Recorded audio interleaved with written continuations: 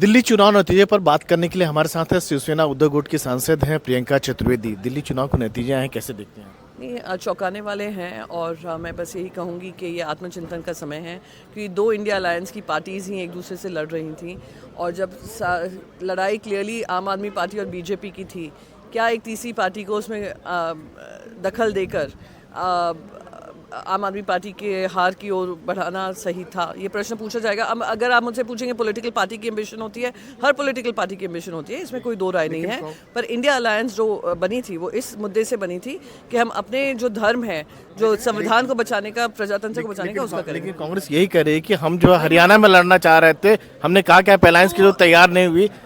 आम आदमी पार्टी गोवा की बात उठा रही है, गुजरात की बात उठा रही है। वो कहीं की भी बात उठाए, सबसे बड़ी पार्टी आप है, आपकी जिम्मेदारी है कि अगर वो अलायंस की बात भी हो रही थी तो अगर अलायंस में आप 2-3 सीट और दे देते, दिल बड़ा रखते।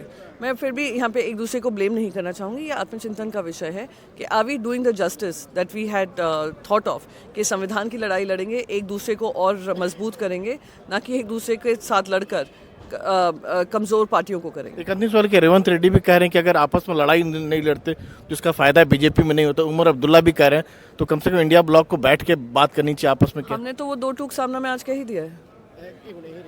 तो ये थी प्रियंका चतुर्वेदी, संसद भवन से राजीव रंजन, एनडीटीवी इंडिया।